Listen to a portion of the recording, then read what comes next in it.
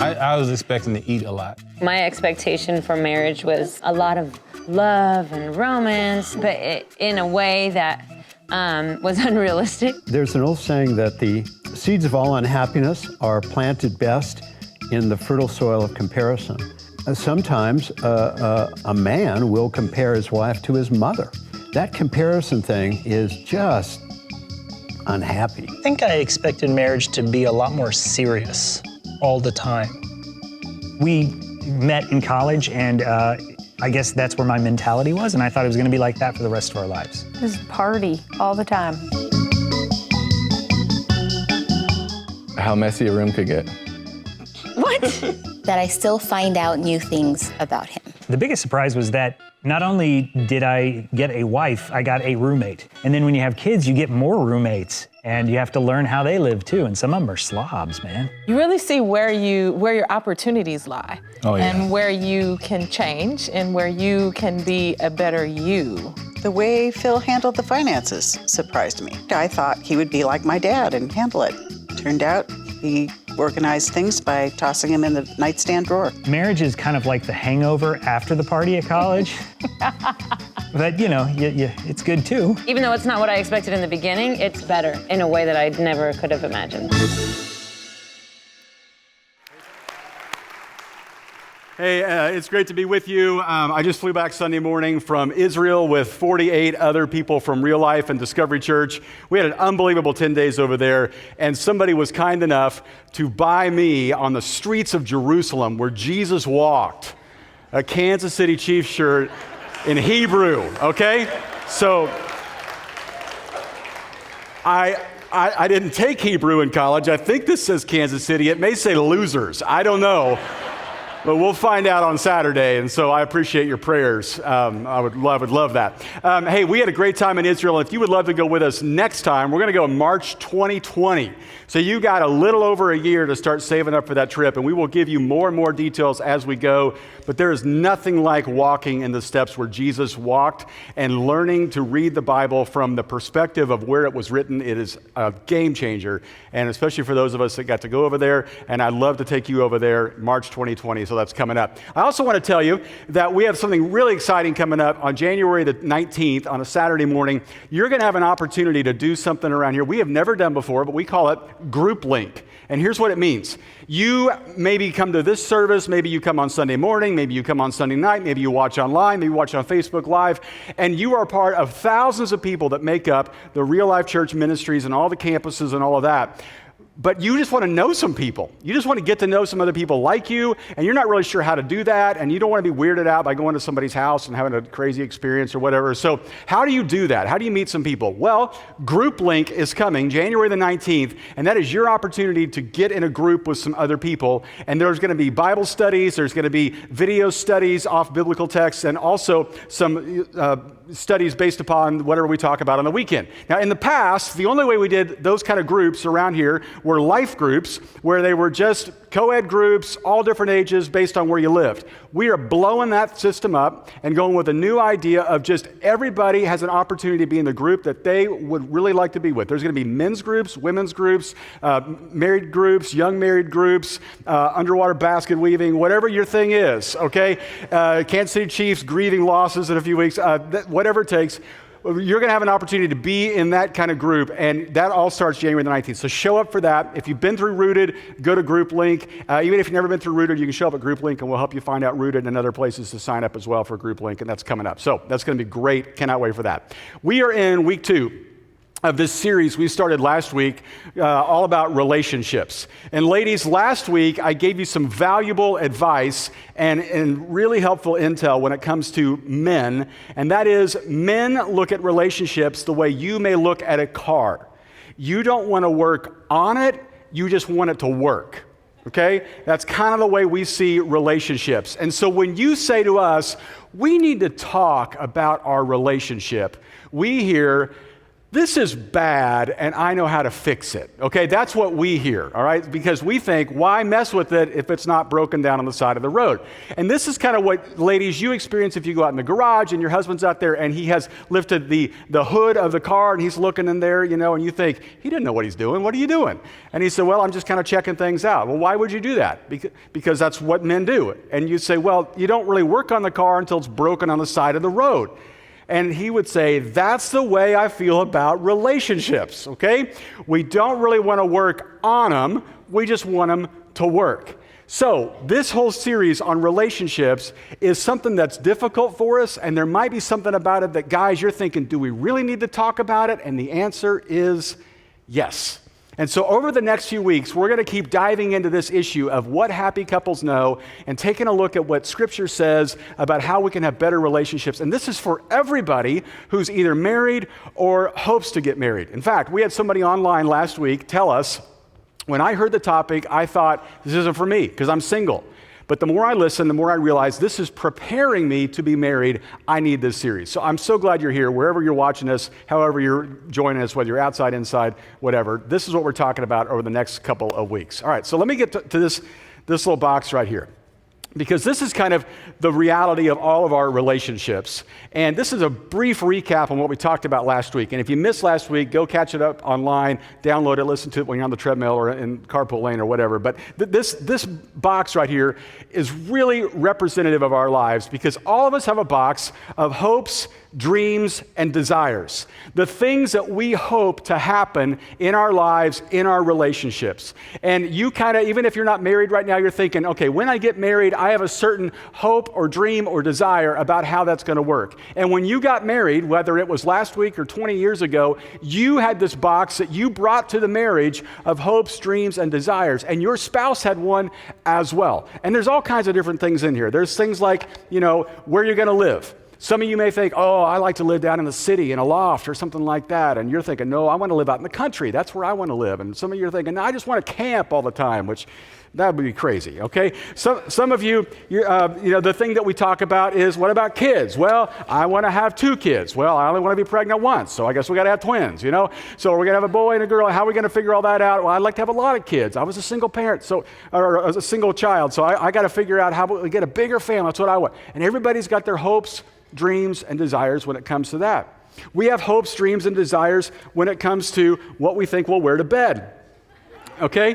And there's a hope, dream, and desire about that you don't want to ever see this, right? And so, but it's just, oh, he doesn't care. He just wants me to be comfortable. Not necessarily. All right, so there's hopes, dreams, and desires when it comes to money, okay? And some of you are spenders, some of you are savers, and I guarantee you married the opposite of you. That's just the way God laughs at us, all right? I'm going to pair you two up because that's going to be fun to watch. And because savers marry spenders, that's just what we do. And, you know, you got a philosophy on what you're going to do with that. We have ideas, hopes, dreams, and desires about how we're going to, you know, have conflict with each other. And some of you, your conflict style is we don't ever talk about it. And some of you, your conflict style is we got to talk about it all the time. And you get married and you think, we're never going to get mad at each other. And then you say, well, we're never going to stay mad at each other. And then it's, you know what, we'll deal with it later. And you know, it just becomes this ongoing thing. But all of us have a theory on it. When it comes to when we get married, we have a hope, a dream, and a desire. When we get married, we bring our box to the relationship. Now, I remember when Lori and I got married, we went away on our honeymoon, and we came back, and we moved into this place we were living at, this church we were working at in Kentucky. And I remember the first morning I get up to go to work as a married man, okay? And I get up, and Lori decides she's going to stay in bed, and I look at her, and I said, I'm getting ready to go to work. She said, okay, great.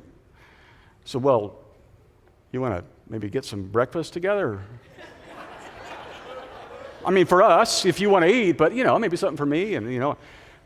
No, I don't want to do that. Oh. And she spent the last 25 years convincing me of that, you know. And so I had this idea in my mind from watching Leave It to Beaver as a kid that, you know, I was going to walk off with a lunch pail and a hot meal in my stomach. But that wasn't going to happen because that wasn't her hope, dream, and desire. That was just mine.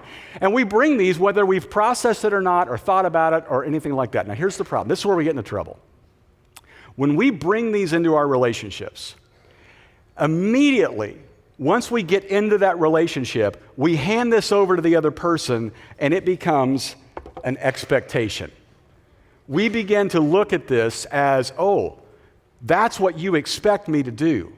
It feels like pressure for you to live up to it. It feels like responsibility. There's expectations, which are a strong belief that something will happen. And then we start communicating this to each other, right? You're in a little office party and somebody says, well, where do you guys live? Well, we live in this apartment, but we're getting ready to get a big house, aren't we, honey? We're working towards that, aren't we? And we kind of nudge each other towards our expectations, or well, you're working on that. You're getting better at that. I noticed that. And we try to encourage one another, but all we're doing is we're pushing our hopes, dreams, and expectations onto somebody else, and they become expectations to them.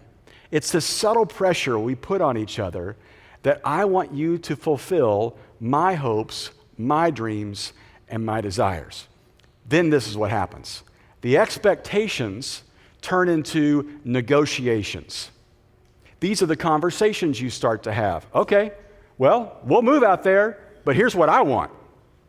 I'm going to need this to happen. I'm going to need 3 nights a week in softball leagues if I'm going to provide you the house you want to live in. Well, if I'm going to live out there, then I'm going to do, and this bartering system goes on. And then what begins to happen is this really strange and awkward thing we talked about last week, where you are in a relationship of a debt-debtor relationship. You owe me and I owe you. These are the things we think to each other. Well, that's what husbands are supposed to do. That's what wives are supposed to do. That's what you're supposed to do. And each person is trying to get what they think they're owed. Think about the words that we say when relationships go south. Well, they're just not meeting my needs anymore. That's code for, I did something they owe me and they're not paying me back. Here's the problem with that.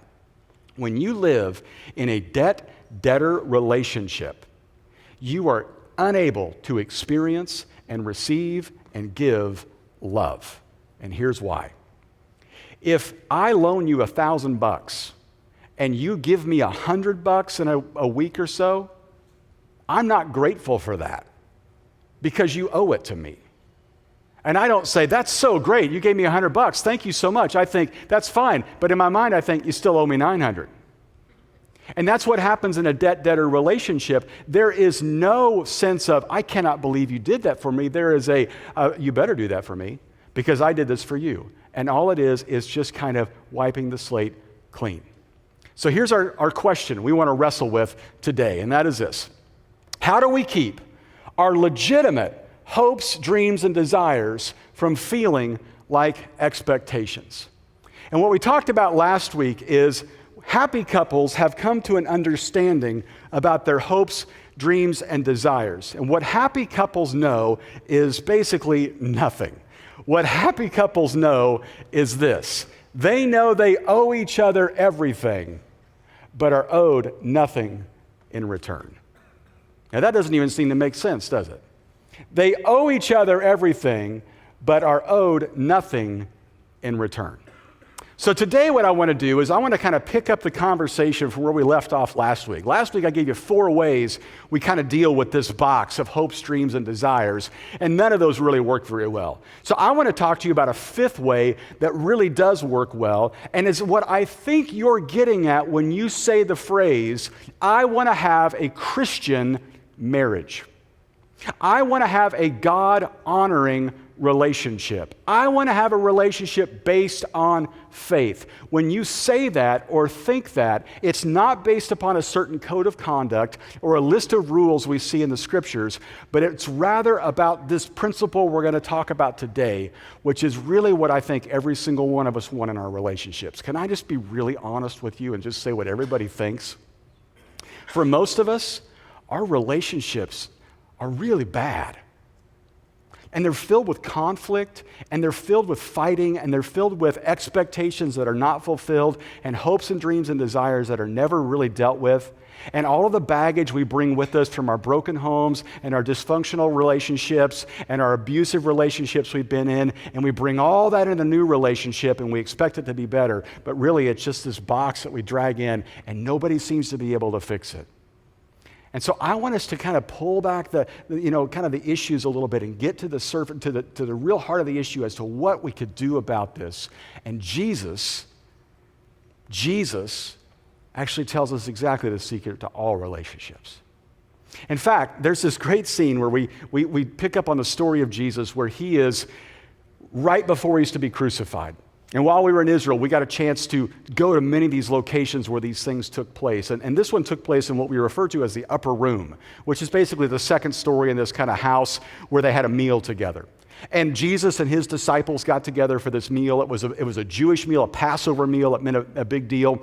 And while they're together, Jesus says something to them because Jesus knows what they don't know. He's alluded to it. He's talked about it, but nobody's picking up on it. He's about to be killed the next day. But they still think he's going to overthrow Rome. And they're all waiting and arguing about who's going to be on his right and who's going to be on his left and who will be the vice president and all these different things they're trying to figure out. And Jesus washes their feet. And then Jesus has a conversation with them, and they have this meal together, and he sums up everything he's been talking about for the last 3 years with these guys in this just a couple of sentences. And one of the guys who was there was one of his closest friends named John, and years after this happened, John wrote this all down so we could keep reading it year after year after year. And take a look at what John says Jesus said at that moment. Jesus says, "A new command I give you." Now let's just stop right there. Many of the guys in that room right there are good Jewish boys that have grown up in synagogue or in temple and hearing the words of God through Moses or Abraham. And when Jesus says, "I'm going to give you a new command," they probably just choked on their dinner because they just heard Jesus say something that equates himself with God. And even though they've seen the miracles, even though they've heard the teaching, they're not quite ready to fully grasp that just yet. And now Jesus is saying, "A new command I give you." Oh my goodness, what's that going to be? Here it is. "I want you to love one another." Okay, that sounds nice. No.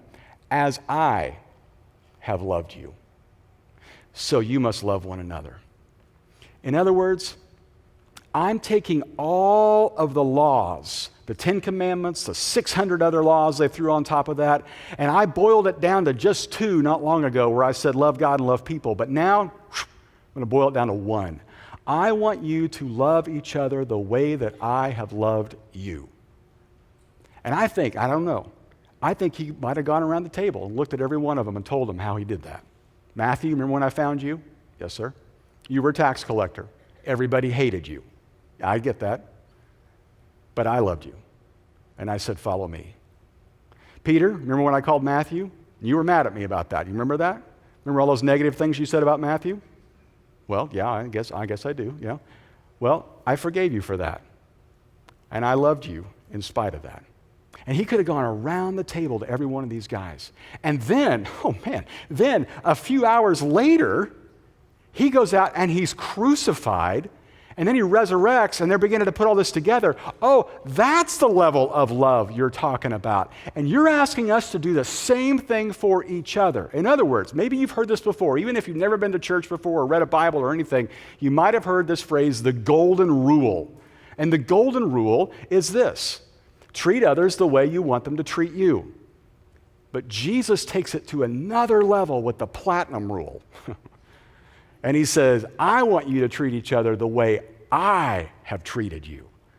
And that is, I loved you regardless of you ever fulfilling my hopes and dreams and desires.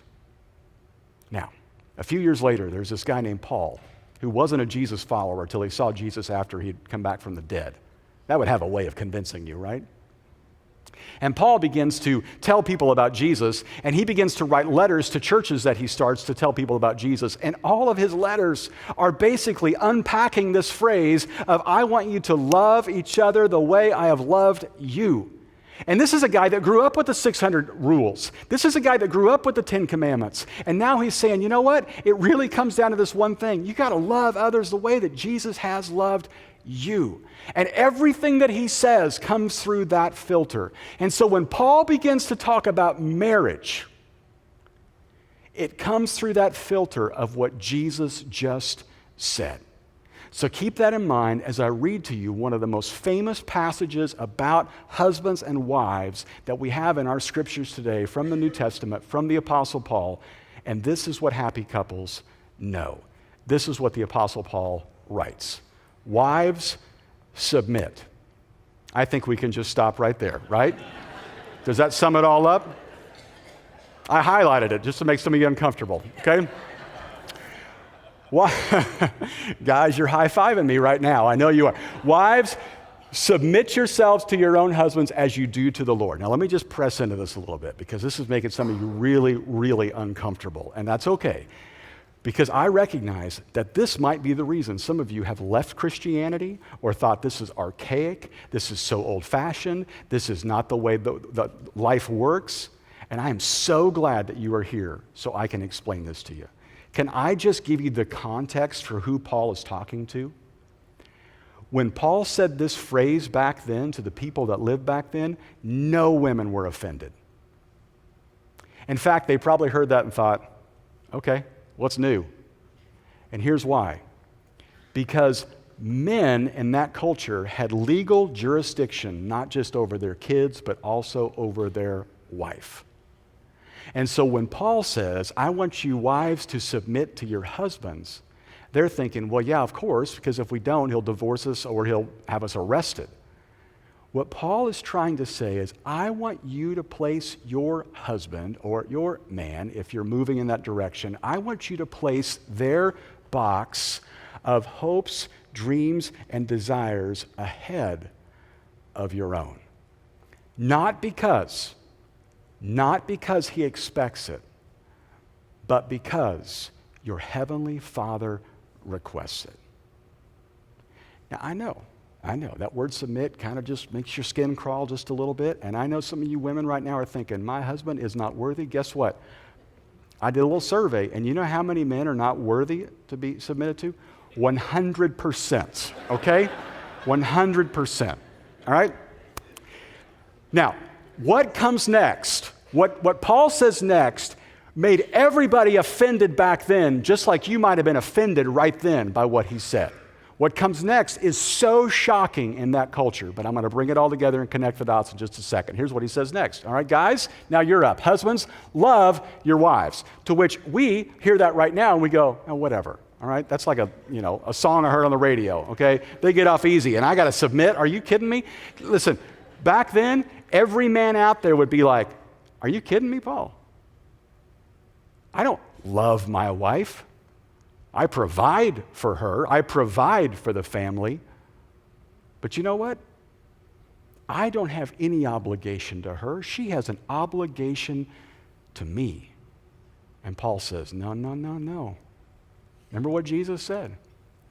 I want you to love your wife. And these next two words are what everything hinges on. Look how the rest of this sentence goes. Husband, love your wives just as Christ loved the church and gave himself up for her.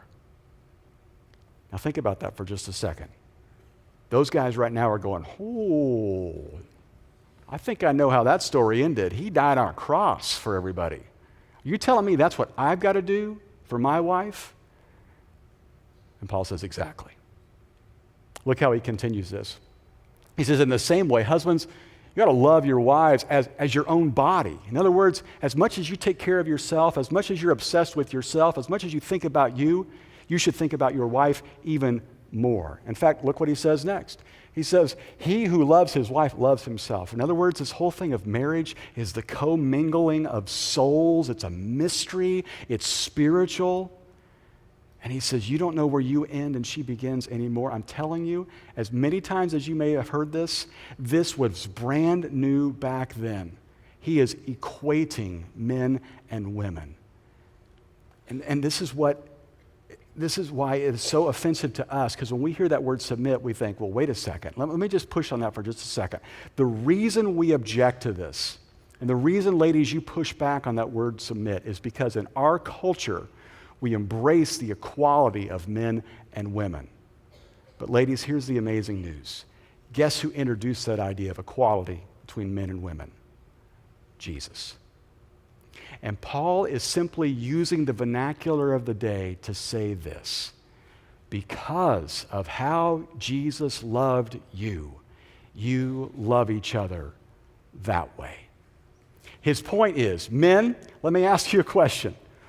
What is in that box? What is life to you? What's your hopes, dreams, and desires? To have that really cool car, to get that promotion, to work really hard, to be thought well of at the office, maybe to lower your golf score, maybe to play in several softball leagues. I don't know what your dreams and desires are. Guess what? It's in that box. And here's what Paul is saying. I want you just to love your wife more than you love your hopes, dreams, and desires. And ladies, he's saying to you, what's in that box for you? What are all your hopes, your dreams, your desires, all your seemingly expectations towards your man? I want you just to love his hopes, dreams, and desires just a bit more than that. Happy couples know that it is all about the other person. Now, here's a really cool thing about those just 2 or 3 verses I just read to you. If we go back and read the verse that came before all of that, remember when I read wives submit and some of you almost vomited in your mouth? Okay, remember that moment? Can we go back before that? Can I tell you what Paul said before that? This is kind of the overarching umbrella over everything. He said this, submit to one another out of reverence for Christ. In other words, when you recognize all that Jesus has done for you, when you recognize the way that he saw your guilt, your shame, all the ways that you didn't fulfill God's hopes, dreams, and desires for you when he created you, all the ways that you went rogue on him, all the ways that you totally, disobeyed, and yet he continued to love you and died for you and has not left you, out of just complete reverence and awe and shock, and I can't believe, God, you would love me that much. Would you just love one another because Christ loved you that way? You know what submission really means? Do you know what love really means? It just means this: you before me. You want to know what Christian marriage is? It's not a list of a code of conduct.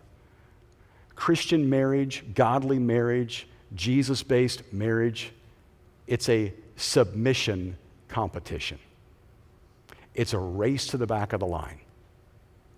It's a how can I put you first? And I'm telling you, this is what makes marriage amazing. Because happy couples know I'm here for you. I'm not here for you because you're here for me. This is not a negotiation. You do this and I'll do this. I am here for you regardless because Jesus loved me. I submit to your hopes, dreams, and desires because what Christ has done for me.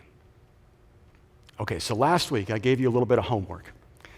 And I said, you have to start by asking this question: what is in your box of hopes, dreams, and desires? Because most of us, we kind of operate with them in mind. We just haven't really thought through what they are. And you get into a marriage and you wake up, 5 days into the marriage and you say, why don't you go downstairs and make me breakfast or something stupid like that. Okay? And then you realize, I didn't know that was in there, because I hadn't even thought about that. So you have to ask the question, what is in your box of hopes, dreams, and desires? That the person you're with may be thinking, that's expectations put on me. You got to at least address what it is. And then ask yourself this question: have I accidentally, or maybe purposely, handed this to somebody and I am expecting them to fulfill my hopes, dreams, and desires? Because expectations, we've talked about this before, are prearranged resentments. And you're resentful towards somebody, maybe even your own spouse, because they have not fulfilled your hopes, dreams, and desires, and they don't even know what they are. You just feel shortchanged all the time. So here's your homework this week. I want you to talk to your spouse, your fiance, this person you're dating, whoever it is that you're in relationship with, and I want you to ask them this question: what is in your box of hopes, dreams, and desires? Some of you are really uncomfortable right now. You're thinking, oh no, she's here. Now I got to do this, I get it. You don't have to do this on the way home. That'll seem a little contrived, but you got to do it. And guys, I'm just going to give you a little tip here. When you do it, just stop talking and listen. Ladies, just ask it and step back and wait. And I'm just going to tell you this. Guys, if you ask your wife this, what's in your box, she may pass out that you've even asked her. Or, to be honest, I'm just warning you, she may get mad at you. We've been married 20 years and you don't know? Well, my hopes, dreams, and desires are. I got a list for you every Saturday on the, nope. If she does, you just take it. Okay, absolutely, okay. And ladies, if you ask your husband what's in your box, I'll tell you what he's going to say. Nothing. Aren't the playoffs on? Come on, let's just change the channel, But you just wait, because guys, there's something in there, whether you've identified it or not, and you are gauging your relationship based upon how well somebody has fulfilled those hopes, those dreams, or desires. And you need to know what they are, and you need to tell your wife what they are. Now, ladies, you also need to know this about us. We're scared to talk about it. We're scared to really deal with it because we've never really faced it. And the moment we do, it's incredibly vulnerable for us. But this is this all-in question. Do we really care about the other person's hopes, dreams, and desires above our own? So let me just give you this little metaphor as kind of wrap this up. I want you to think of this like a tug of war, okay? And you're holding on one end your rope of your hopes, dreams, and desires, and they're holding theirs. And I know what you're thinking because I've thought it as well. If I let go of this, they will never, she will never, he's going to go, this is going to happen. If I don't keep on him, then it's not going to. If she, you got this list of why you have to keep pressing in and why you have to keep pulling on this rope. Here's what people that are followers of Jesus do. In light of what Jesus has done for us, we drop the rope. And we stop pulling for our rights, our wants, our dreams and desires, and our expectations, and we say, what are yours? Now, I know there are some of you thinking right now, okay, but I still got hopes, dreams, and desires. Do I just say those are all bad and never fulfill them? No. We're going to talk about what to do with that next week. But for now, I want to challenge you to think about this. What is that in somebody else's life that you need to put above your own? Not because they deserve it, not because they've earned it, but because of what Jesus has done for you. Let's pray. God, thank you. Thank you for your incredible love for us. That despite of our sinfulness, our selfishness, all of our ultimatums we give you and arguing with you and just our disobedience towards you, you still continue to love and to serve and to just absolutely blow our minds with bigger hopes, dreams, and desires than we could ever imagine for ourselves. And just as you have loved us, may we love one another. I know there are some here right now, they've been married for many, many years, and they've gotten into this rut of I'll take care of me, they take care of them, and we just go our separate ways. I pray this brings them together. God, I know there are some here right now, they're not even married yet, not even dating yet, but they're thinking about what's it going to be like, who am I looking for, and they're carrying around their hopes, dreams, and desires, waiting for somebody to fulfill them. God, I pray right now you begin to shift their mindset from it's all about what you can do for me to it's all about how I can find someone to lift up. Because that's what you did for us, Jesus. In light of what you've done for us, may we love each other the way that you've loved us.